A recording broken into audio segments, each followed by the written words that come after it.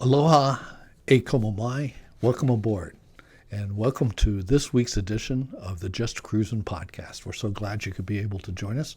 Today we're recording on Wednesday, September 16th, 2020.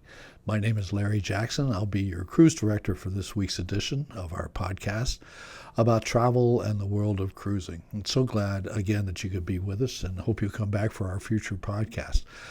Just as a matter of introduction, if you haven't listened to us before, I am the co-owner of Cruise Holidays of Viera. Along with my lovely and gracious wife, Linda, we own a boutique travel advisory service located in Melbourne, Florida, known as Cruise Holidays of Viera. We are available to you 24/7 on our web page, which is just Cruisin' Viera. That's cruisin' with no G and the word Viera, Viera.com, just cruisinviera.com, or you can just Google Just Cruisin' and it'll bring up our webpage, and we'll have all kinds of information on that webpage. It's a lot of fun. We keep it updated, and as we go along with the restart of travel and cruising, we'll be introducing some of our escorted cruises and cruise tours coming up. Well, let's get started with the news of the week. I wish I had a little bit better news to report this week. I have told you on past podcasts that we were preparing to sail on October 18th out of Spokane, Washington, aboard American Cruise Line's new vessel, the Song, for a 7-day cruise on the Columbia and Snake River, retracing the steps of Lewis and Clark and ending up in Portland, Oregon. Well, on Friday, we got news that that cruise has been canceled. It was a combination of the coronavirus and the wildfires out in the West, so American Cruise Lines just opted not to sail that cruise. Very disappointing. We had a group on board of 6 other couples. We worked very hard to get this cruise put together, and now it's all for naught. But hopefully we'll be able to do that again next year. Maybe we'll plan it for next year. Maybe some of you all will be able to join us. That makes the 5th cruise that we personally were going to be taking, Linda and I were going to be taking this year in 2020, that's been canceled. So we did manage to get 3 under our belts. We went to Hawaii in January. We went to the Southern Caribbean on a beautiful Windstar yacht in February. And then in March, we were on the Connex Dam for the last sailing for the whole world, pretty much, that ended on March 15th. And so we're getting a little stir crazy. Cruise Holidays of Viera has been in business for 16 years, and during that time, Linda and I have taken about 130 cruises. So being down to just 3 for this year, and I don't see much on the horizon for the rest of 2020, that's been a little bit different for us. Also, this morning, we received information from Disney Cruise Lines that they are suspending all of their departures for Disney Cruise Lines through at least December 6th of 2020. As you know, all of the major cruise lines right now are on a suspension of cruises officially through October 31st, although some are going a little bit further. So Disney has pretty much extended that suspension of sailings. The actually goes beyond December 6th. The Fantasy will be canceled through the 6th. The Disney Dream and the Wonder are through December 11th, and the Magic through December 12th. As per normal, I hate that word, the new normal, but anyway, the cruise line is offering a 125% future cruise certificate for those who elect to take that, or a full refund, and that's pretty much become our norm. So Disney Cruise Lines pretty much shut down through mid-December. And that might be just the foretelling of the rest of the cruise lines doing the same thing. But that's the only official word we have so far. Also, Disney announced that their new ship, the Disney Wish, that we were anticipating to make its debut late in 2021, with its first trip being in January of 2022. But they have announced that due to the problems with the shipyards, basically Mayor Viera is the one that's building the Wish, that they're going to be delaying the inaugural and the rollout of the Wish.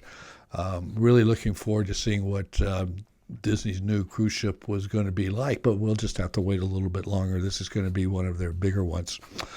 Further delays announced this week.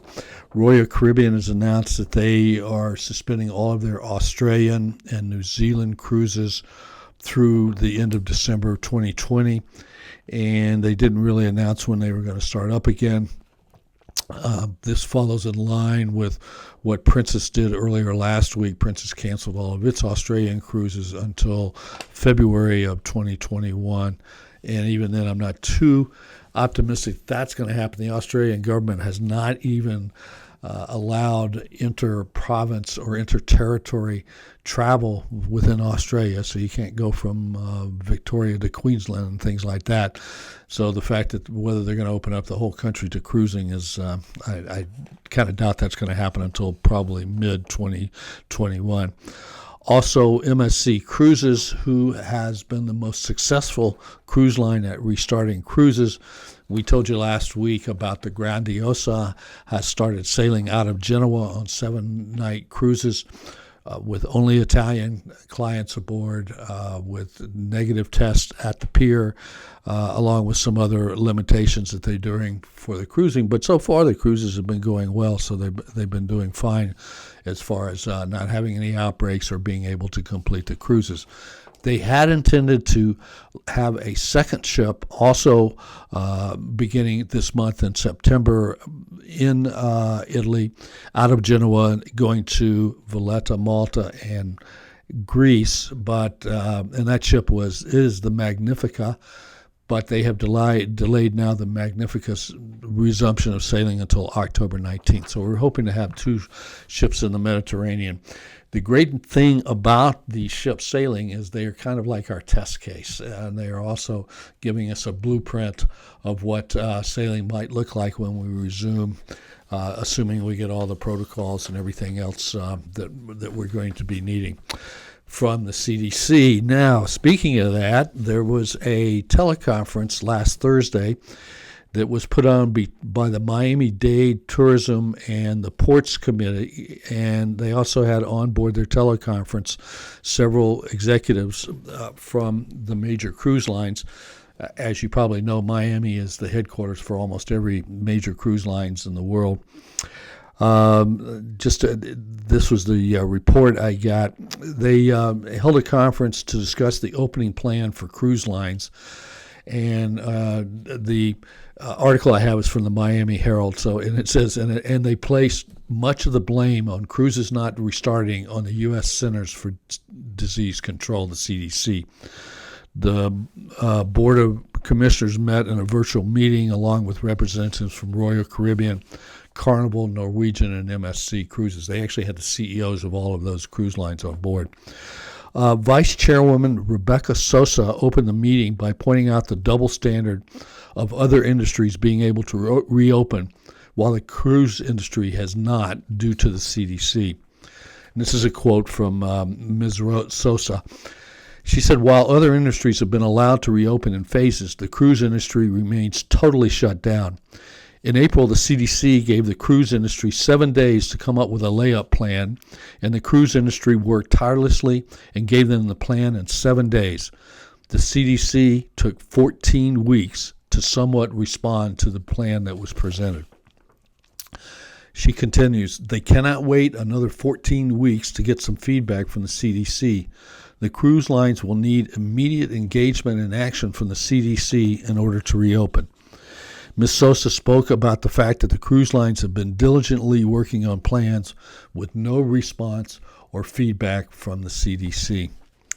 She continues, I quote, the problem is that's not fair, that the CDC is not paying attention and communicating with the cruise industry on the plans that they are created so that they tell them this is right, this needs more work so they can be prepared.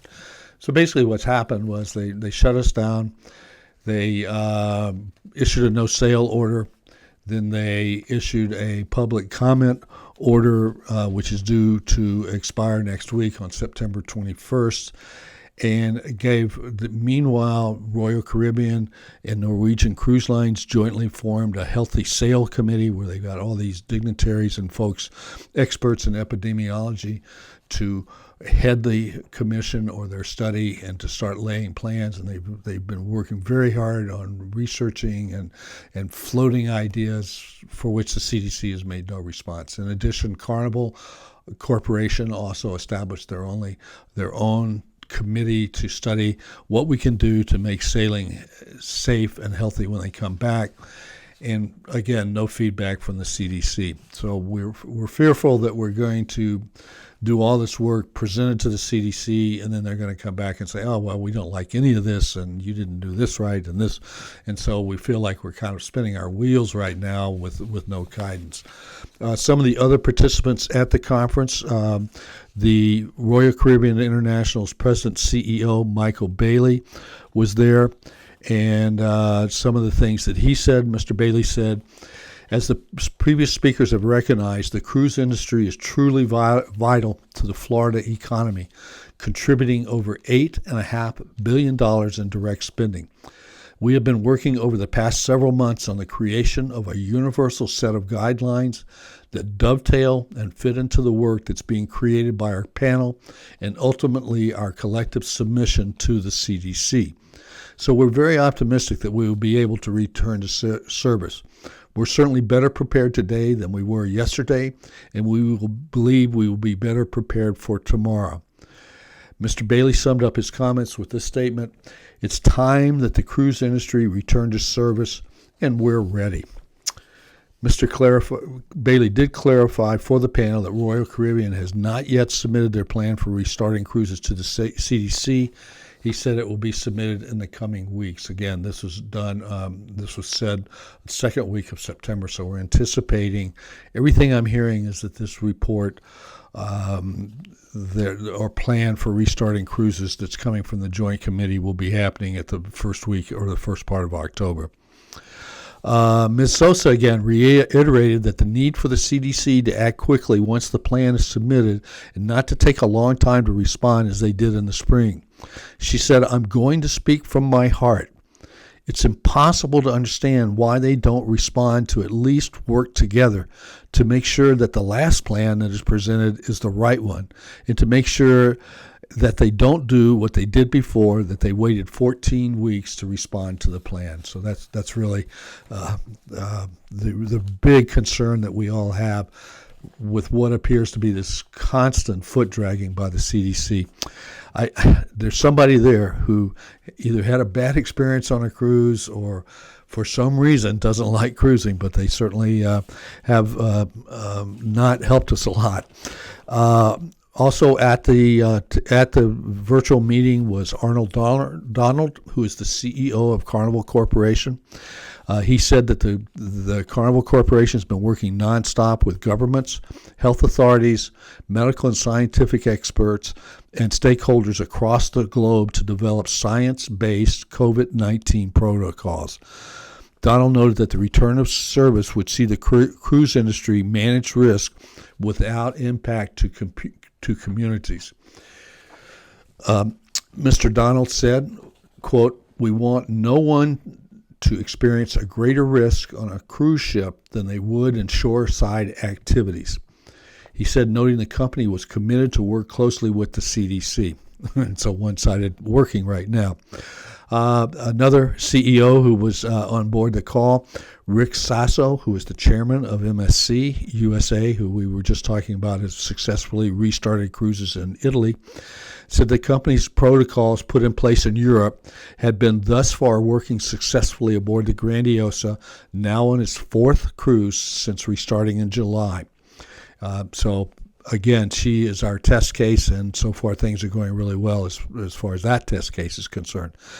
I'm going to wrap this up with one of my favorite CEOs in the world, and that's Frank Del Rio. He is the CEO of Norwegian Cruise Lines.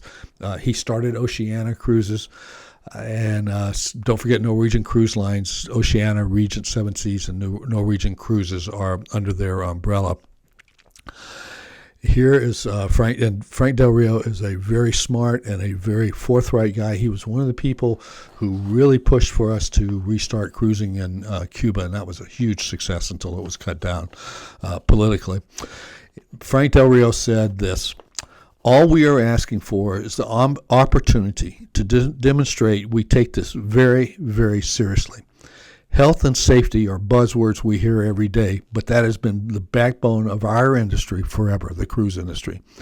Enough is enough, Del Rio continued. It's been more than 6 months. We as an industry, we as a society, have learned a lot on how to live alongside COVID. So I like, in a lot of the headlines I read this last week, Frank Del Rio says, enough is enough. Well, that's...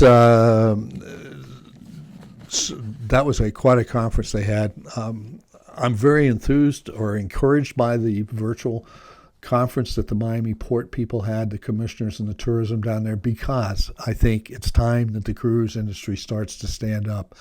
I'm really miffed or disappointed in CLIA, Cruise Lines International Association. I think there's been a very bad job of lobbying to get the cruise industry back open. Maybe it's been done behind the scenes and we don't know about it and to no avail. I don't think CLIA's done enough to basically present the cruise lines, the cruise industry's side of the story. All we're getting from the media is these floating petri dishes want to reopen and everybody's going to die who goes on board, and it's all because these evil people want to make money. I think we need, as an industry, to start to say, hey, enough is enough, as Frank Del Rio said, and it's really time to get back to cruising.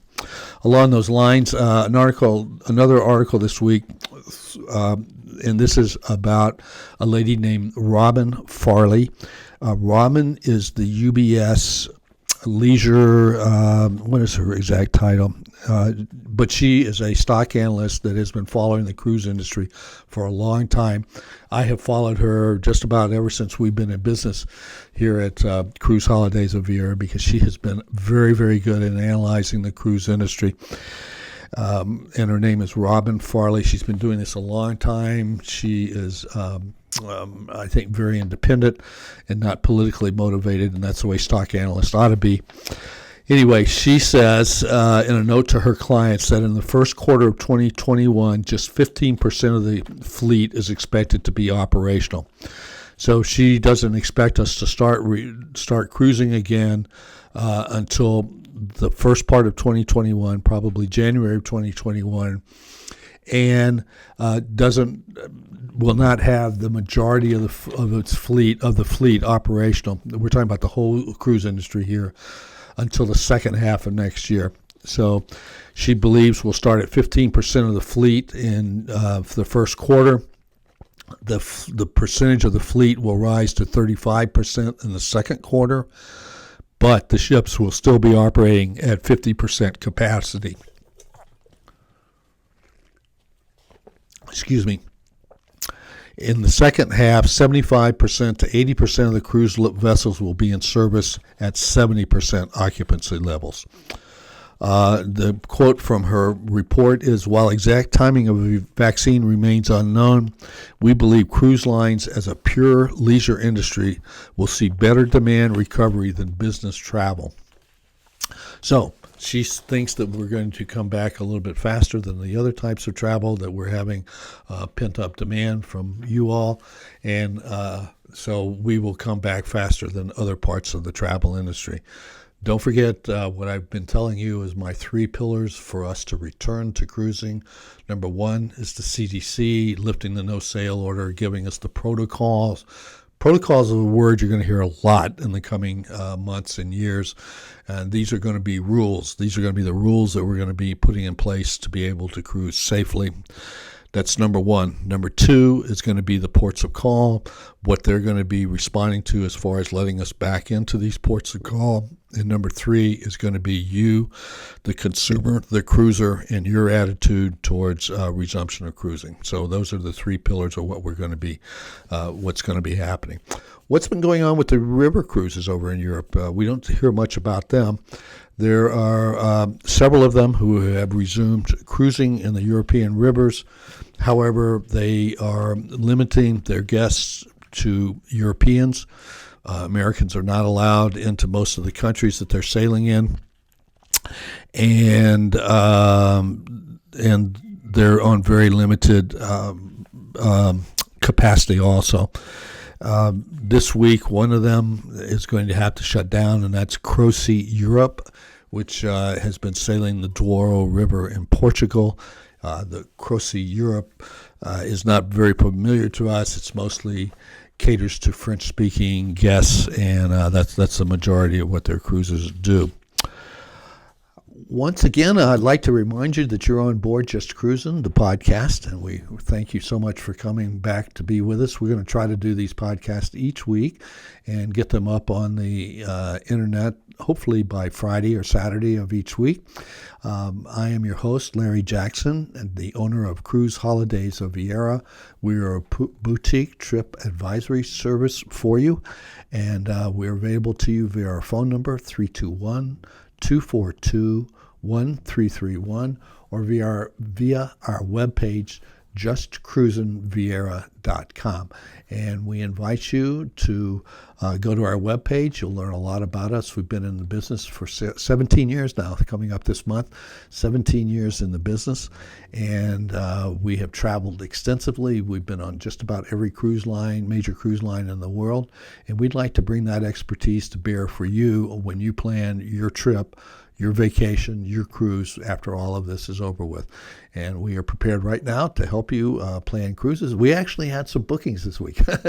Kind of surprising. We did an Alaska cruise, and I'm very optimistic that we will be cruising in Alaska in 2021 at the beginning of the season, May of 2021, and we would love to give you a hand in planning your Alaska cruise vacation. So please give us a call or go to our webpage, and we'll be happy to assist you. Well, in light of all of the things I just told you about the delays in resumption of cruising, Carnival Corporation issued a preliminary statement this week on their third quarter earnings. They are expecting to lose $1.7 billion, with a B, $1.7 billion. They also announced that instead, when we first started all of this shutdown, Carnival Corporation said that they were going to exit from their fleet, as they put it, 12 of their less efficient ships. Last quarter in their earnings, they said, well, that we're going to take that to 15, and in this quarter, they're taking it to 18 ships that they're going to be taking out of their fleet when we resume cruising. Just some other notes, the two ships that will be leaving the fleet, the additional ones, will be the Carnival Fascination and the Carnival Imagination. And they're going to be joining the Carnival Fantasy and the Carnival Inspiration and leaving the fleet. In addition, there will be 4 ships that are going to go to dry dock and be delayed in resumption. Carnival reported that cumulative advanced bookings for the second half of 2021 are similar to where they were in 2018 for the second half of 2019. Okay, so they're saying that it looks like there is some demand, or demand is looking pretty good for the second half of 2021. As of August 31st, Carnival said approximately 45% of their passengers had chosen a future cruise credit for canceled sailings, while 55% requested refunds. Back in June, that was a 50-50 split, so more and more people are getting discouraged and saying, not sure if you guys are coming back. I'm going to take a full refund right now. So, and where are all of our ships? What's going on with our ships? What's happening? Well, I'll just give you some examples. This is from Royal Caribbean's blog. We'll just talk about, and this is pretty similar to what all the other cruise lines are doing. At Coco Cay, the private island here off the Florida coast, there are 6 ships anchored there: the Grandeur, the Navigator, Oasis, Symphony, Mariner, and Adventure of the Seas. Now, you might notice that several of these, the Symphony, the Mariner, the Adventure, and the short sailing ships, the 3 and the 4 days. So they're staying very close to where hopefully they'll restart operations from here in Florida. Again, I'll remind you that when we start again, whatever the first cruise that Royal Caribbean has out of Port Canaveral, we're going to be on it, and we're going to have a group on board, and we will welcome you to come with us and sail with us and show the world that we're not afraid to sail again. So hopefully we'll be able to make an announcement about that very soon. Okay, so that's Coco Cay has 6 Royal Caribbean ships. Barbados has 5 drifting off the coast of Barbados. St. Martin has 4, including the Independence, Brilliance, Rhapsody, and Vision of the Seas. Off of Southampton are 3 ships, the Jewel, the Allure, and the Anthem. Brest, France, one of the shipyards, the Explorer of the Seas is there. And Crete, anchored off the course, are 2 ships, the Empress and the Majesty. Shanghai has 1 ship. Singapore has 4 ships. So what are they doing while they're hanging out? Well, the ships are in a state of what we call warm layup, where they're manned by skeleton crews that keep the ship operational by slowly moving around their current region. The ships remain in groups, with 1 ship periodically going into a nearby port to load supplies and unload waste. Royal Caribbean, and this is good news, has not entered a state of cold layup, and this is that's when they really just completely shut down the ship. No skeleton, well, even a less of a skeleton crew. The systems are not operational. It's just in storage, basically. And the reason I say that's good news is it takes a lot longer to take a ship out of cold layup than it does warm layup. And you don't know what kind of problems when you've had your hydraulics and air conditioning and electrical systems shut down for a long period of time, what kind of problems you're going to have when you go in to restart those. So, this discovery of those problems is also going to delay our restart, as well as getting the crews back on board the ships. There's going to be a time when they're going to have to say, okay, we're going to do a cold layup, because it costs a lot less money to maintain a ship in a cold layup than it does in a warm layup. And with the cruise lines continuing to bleed money with no income, they're going to have to be making some decisions here fairly quickly as to how long they're going to be able to maintain a warm layup. Well, one of the things that we've heard throughout this whole pandemic, especially when it first started, was, well, we're not going to help those cruise lines because they're all foreign corporations. Their ships are flagged offshore. They don't pay U.S. taxes. So why should we care what happens to them? And that's been the big excuse for not giving the cruise industry any funding for to help them restart operations or to make it through the shutdown. So here's an article that I ran across this week, and it says, why are cruise ships mostly registered abroad? Nearly all cruise ships are incorporated or flagged outside of the U.S. for several reasons, but one of the most crucial reasons is that U.S. law requires that ships registered domestically must also have been built in this country. We do have a few local small shipyards in the United States that primarily construct military vessels, and a few of the very smaller passenger vessels. We told you last week about the American Cruise Line's new ship, the Jazz, which was obviously built here in the United States. But we don't have any large shipyards that are capable of building something like the Oasis of the Seas or the Quantum of the Seas, these huge 5,000 vessel, very elaborate, very complicated construction of these ships, which the European countries do very, very well. Those countries are primarily Germany, Italy, and Finland. And they do a wonderful job of building, and they also do it at a price that is well below what the cost of building a cruise ship in the United States would be, basically because of our union rules and union laws. So I doubt very many of us would be able to cruise because of the cost factor if all of our cruise ships were built here in the United States. There's one notable exception to this rule, and that's the Pride of America that Norwegian Cruise Lines operates in Hawaii. It's also the ship that we cruise on every year when we take our 10-day cruise tour to Hawaii. with 10 couples, and we'll tell you more about that when we get restarted. Anyway, the Passenger Vessel Services Act of 1886, which is also known as the Jones Act, dictates that foreign flag passengers carrying guests between U.S. destinations must first stop at a foreign port. But that is not to say that cruise lines do not pay domestic taxes. According to CLIA, the Cruise Lines International Association, the cruise industry pays billions of dollars in taxes as well as fees in the U.S. annually. In 2019, that total was $1.3 billion. And per Carnival, it alone paid $700 million in domestic taxes and fees last year. Cruise ships operate globally and thus are required to pay taxes and port fees wherever they go, not just in the U.S. If the laws were to change, more cruise ships could potentially be registered domestically and have the means to sail itineraries closer to home without needing foreign ports of convenience. California coastal trips could visit western cities without the need to detour away and call on Ensenada in Mexico, for instance.